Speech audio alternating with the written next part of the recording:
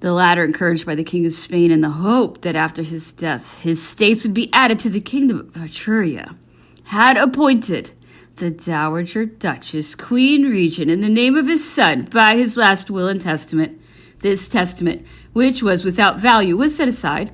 French officials came to take possession of the country, and Monsieur Moreau de Saint-Méry, who was protected by Madame Bonaparte, was sent there as general administrator.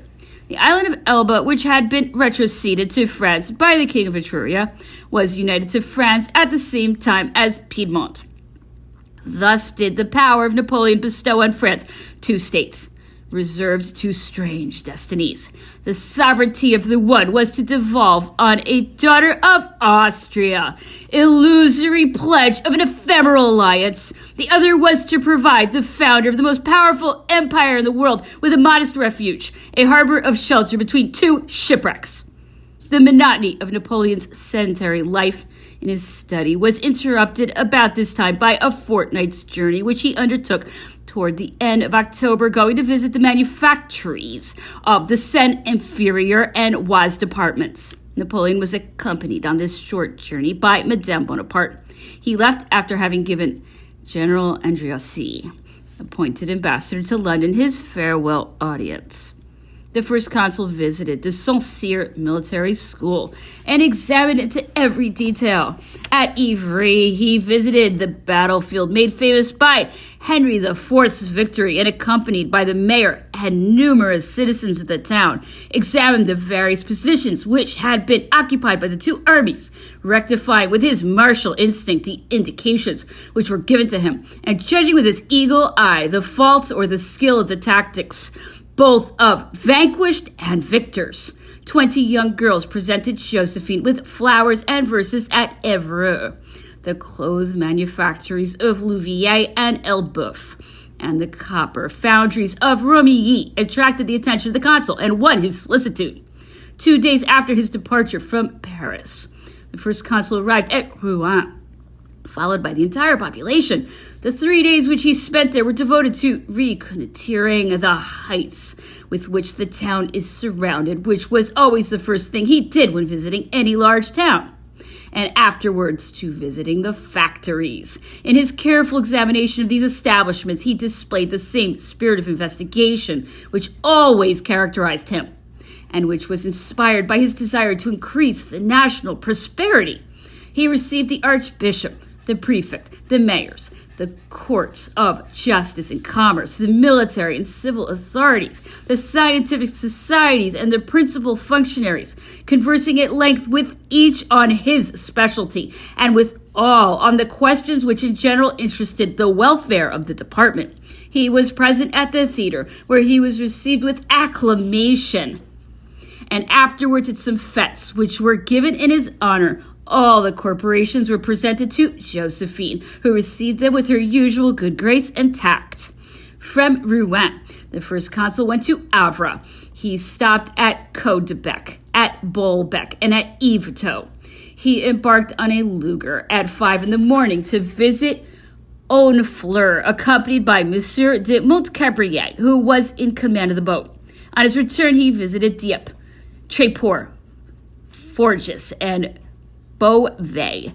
Exhibitions of the local industries were prepared for his inspection in the various manufacturing towns through which he passed.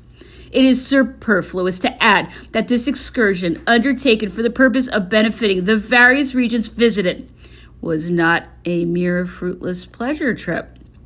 This journey had a political object also, namely to show our eternal rivals what perfect harmony existed between the nation and its chief, and to what advantage the latter could turn the resources of the country. The first consul and Madame Bonaparte were everywhere received with veritable enthusiasm. Companies of mounted men acted as their escort and guard of honor in each town through which they passed. Shortly afterwards, Napoleon went to visit the works of the Ourcq Canal, which had recently been begun. With this in view, he left Paris at 6 o'clock on a fine morning toward the end of January, accompanied by several generals and 3 aides-de-camp. He rode over the 18 leagues which form the extent of the canal in 5 hours. He slept at Lizy, at the house of General d'Arville, uncle of Colonel Caulaincourt, his aide-de-camp, Madame Bonaparte, having gone to Lizy the previous day. On the morrow at daybreak, the first consul rode to Maroya, where the water for the canal is taken. He found the prefect of Paris there, and with him the engineer-in-chief, Gerard, who was charged with the direction of the works. On his way back, he stayed at Meaux for 2 hours. He received the sub-prefect there, the mayor, and the principal authorities in the big room of the town hall. He returned to Paris the same evening. I accompanied him on his journey on horseback, and it was a pleasant change from the stay-at-home life, which I only grew to like when I was no longer compelled to live it. The year 1802 brought with it the retirement of Fouché and the suppression of the Ministry of Police. Monsieur Regnier, who afterwards became Duc de Massa, the Grand Judge, was put at the head of the Ministries of Police and of Justice, united into one single department. A justifiable dislike for Fouché prompted Napoleon to remove him. The way in which this turbulent man managed his ministry was a cause of anxiety to the first consul. It offended him to see Fouché, in spite of his express commands, interfering in his home, in his private domestic affairs, under the pretense of exercising the necessary supervision. He was delighted to escape from the guardianship of such a man. Fouché was always a suspicious person in his eyes on account of his crooked ways and his meddlesome mind. Nevertheless, he was seen back again at the ministry within 2 years of his dismissal. Napoleon dismissed him again in 1810, acting by the same instinct, but once more took him on in 1815. Clear reason rejects any belief in fatality, and yet who will not be struck by the sight of this evil genius, the object of Napoleon's just dislike and repugnance, twice removed from his post with an advancement in honors, and twice returning to boldly take his place at the council, dominating the destinies of the emperor by his cunning and his spirit of intrigue, and finally leading him to his overthrow. Napoleon used to compare the reports of the Minister of Police with those of the prefects in what concerned provincial matters, and with the reports of the Prefect of Police, who was never in accordance with the minister in matters concerning Paris. His other police services, which might be styled official, to distinguish them from the private police, were the service under the command of the first inspector of the gendarmerie and that of the commander of the Paris garrison. There were 1 or 2 other police services of little importance, the reports of which he frequently neglected to read. A retired major who was as honest as a man can be in such a profession, and who was not intriguing, was charged with the subaltern military police of Paris.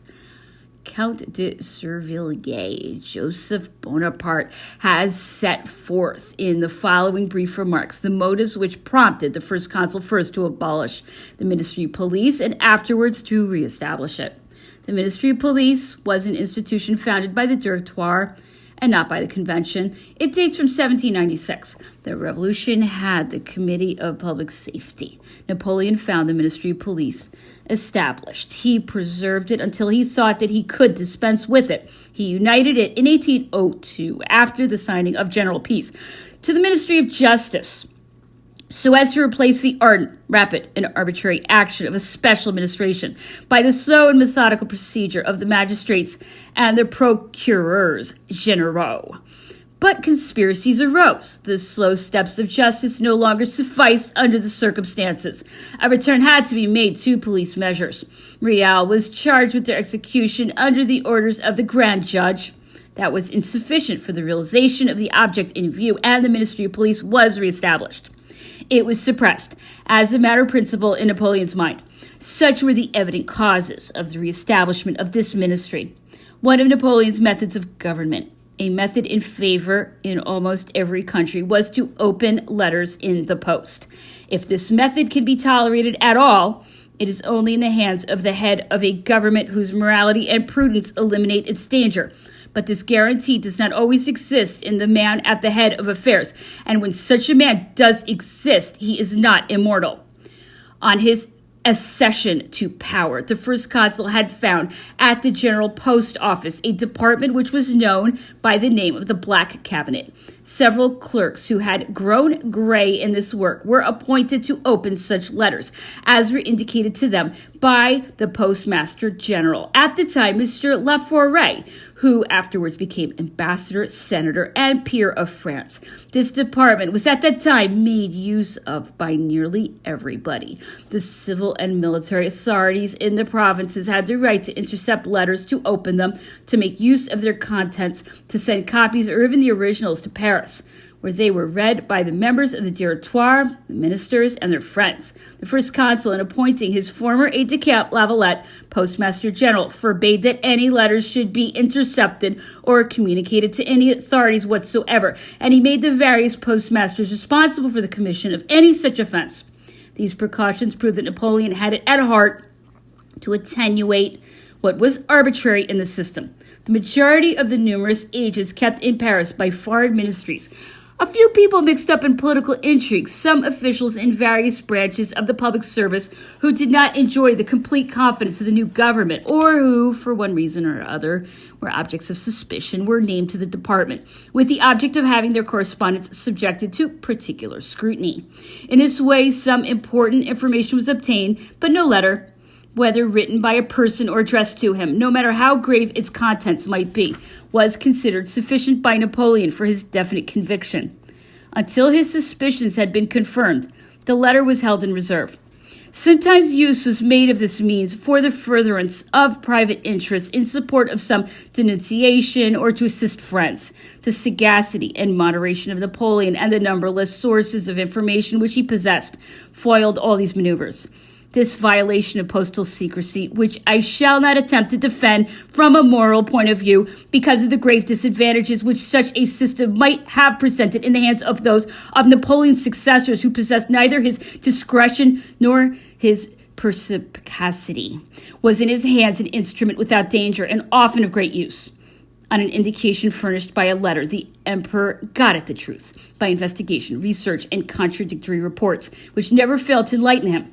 Often, like a tutelary providence, he was able, thanks to the system, to make reparation for injustice committed, to redress grievances, and to dispense benefits and assistance at a time when those who were the objects of his justice or of his benevolence expected it the least. Although it was well known that those who did not want their letters to be read did not send them by post, it rarely happened that some valuable information was not gathered in this way.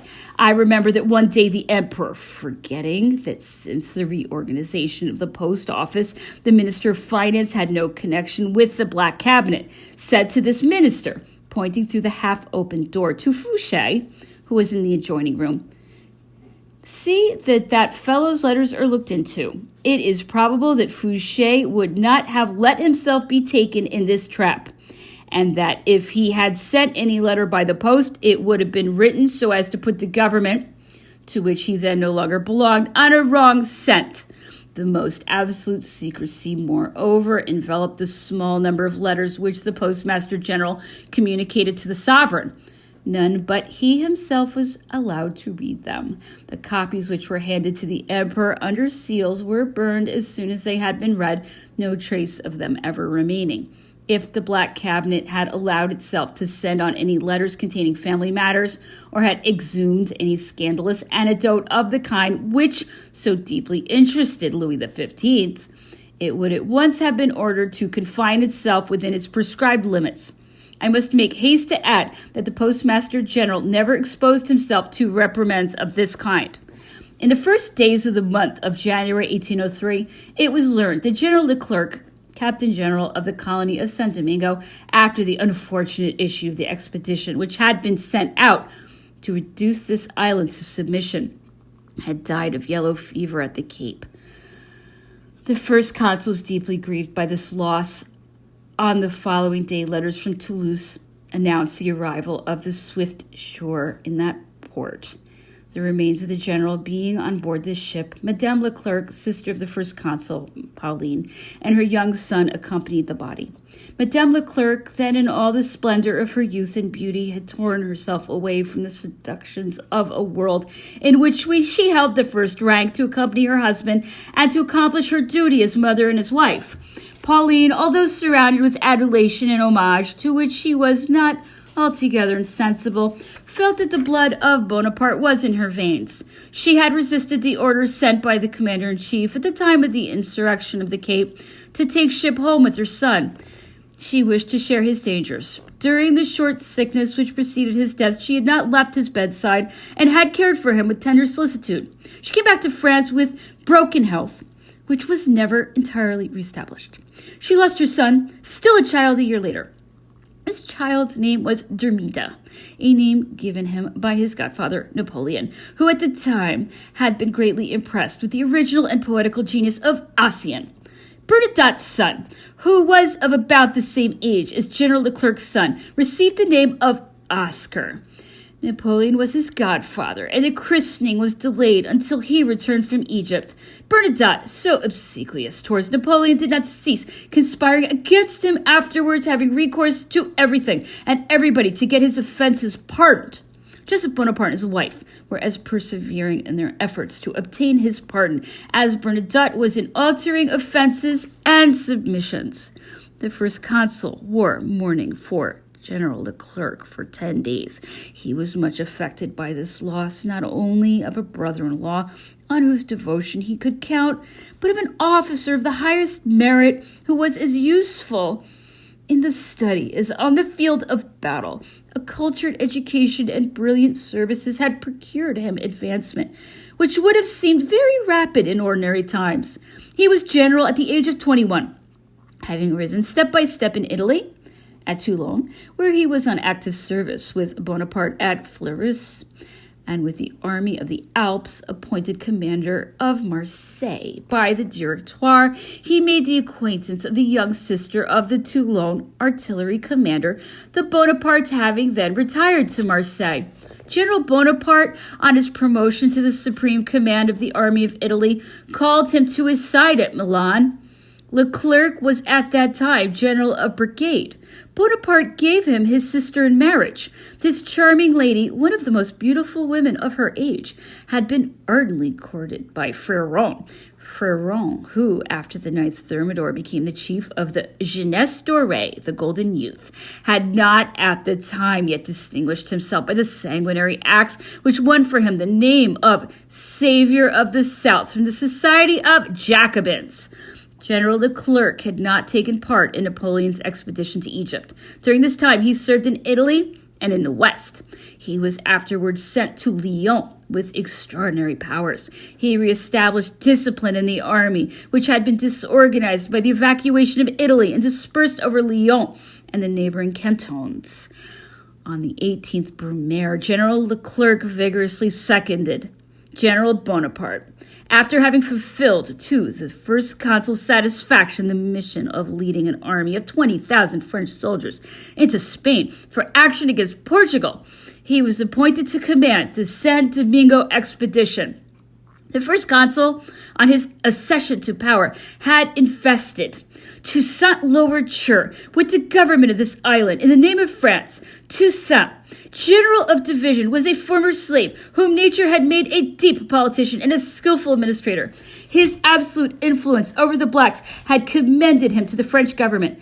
The ambitious Toussaint, fostering at heart a secret plan to render himself master of the island and to expel the French troops, recognized the supremacy of the metropolis during the period of 1 year. When it seemed to him that the right time had come, he threw off the mask, raised the flag of insurrection, and proclaimed the independence of San Domingo. The honor and the interest of France rendered it necessary that he should be forced to return to the path of duty. An expedition to San Domingo was accordingly decided upon. The Creoles, who had taken refuge in France, urged on this resolution. The fatal issue of this expedition is well known. The neglect of measures of prudence, the retention of black generals and officers in their posts, the outbreak of yellow fever, which decimated the pick of the French army, the cunning and the activity of Toussaint. All these causes contributed to the failure of the expedition. The seizure of some private letters from Toussaint was followed by his arrest and his transportation to France. He was confined in the fortress of Joux and died there 2 years later.